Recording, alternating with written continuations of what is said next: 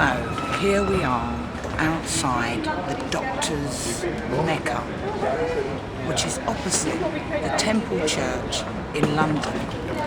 We've got the Goldsmiths building there. We've got Dr. Johnson's buildings here. And then just over here,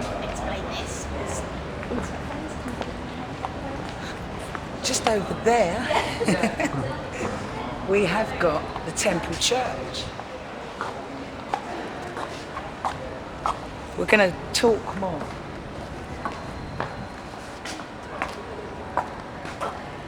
Now, the Templars are relevant to this story because I think the Templars knew and believed that Jesus was a magic mushroom.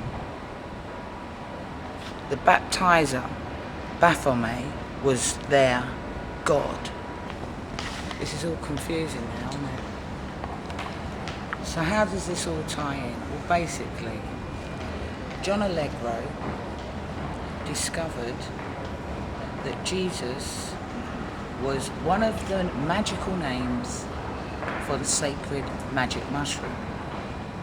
Now, the peoples that believed that were Sumerian, and their writings and philosophies were deciphered by a team of 9 people, and they were working on the Dead Sea Scrolls commissioned by the church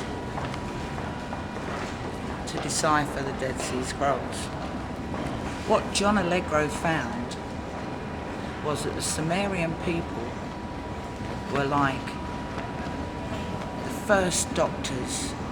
They were like people that experimented with different plants and discovered drugs that could help the people of their tribes. Their most sacred known was a hallucinogenic called Animatus muscaria. Jesus is a Greek name for Joshua. Joshua was known as the righteous teacher. The righteous teacher wasn't a person. The righteous teacher was the sacred magic mushroom, and they would partake of the body and the flesh of the sacred magic mushroom, and they would reach their God. They were a fertility cult. They believed that God was a penis, a phallus, a giant phallus in the sky, and that to worship God would be a woman's place. She would worship God and bring forth the fruits of the loins, give birth to a child that was born of God. Now, the early women were called like prostitutes because they used to set themselves up on the roadside under a tree. They'd have the magic mushrooms that'd entice a man to come in and have his penis worshipped. Couldn't have been that hard. Well, it'd have to be hard, but anyway, let's not go there.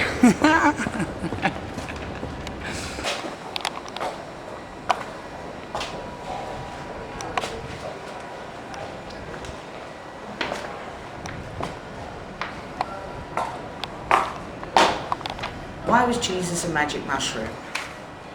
Well, why did I write a song, Jesus was a magic mushroom?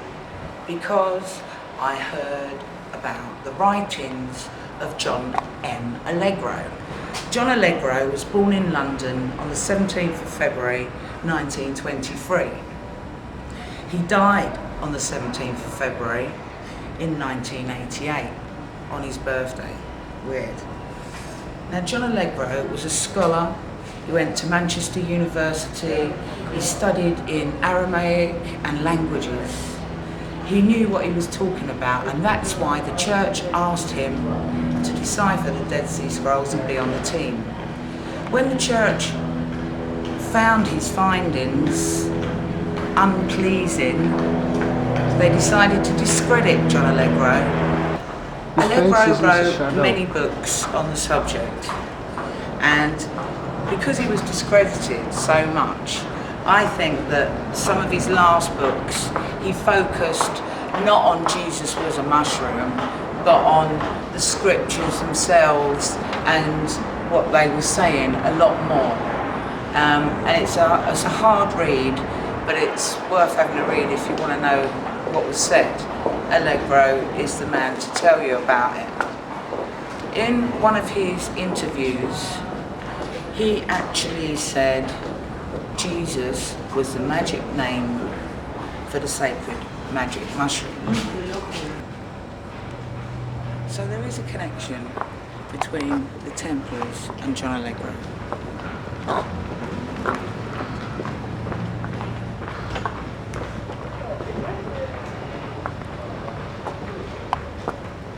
Did the Templars know that Jesus was a magic mushroom? And did they agree to keep it their secret? Were the magic mushrooms really the treasures of the Templars? And that's why no one could actually find them, because they weren't looking for magic mushrooms, they were looking for gold and whatnot. The Templars were given a very hard time by the Pope, and they were disbanded. And did they go underground? Have they got the information that Jesus was a magic mushroom and not a man? Is that why they're so clever? Because they don't rely on the church blindly like fools, like sheep following a master. The Templars have their own beliefs and their own religions. If it is the baptizer, then Jesus, Joshua, Moses, John, they were all known as baptizers. Why? Because they were all magic mushrooms. Let's talk more about magic mushrooms and the effect. So what have we got? We've got Christianity, we've got Judaism, both coming after the Dead Sea Scrolls. We've got a scholar that worked on the Dead Sea Scrolls and is telling us that Jesus never existed as a man.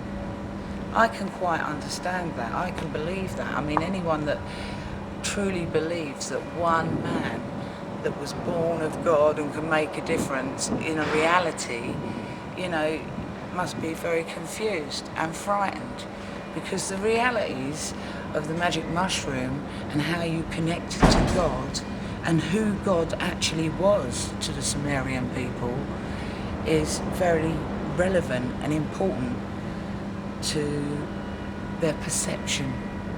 And the perception that we have today is the perception of the church.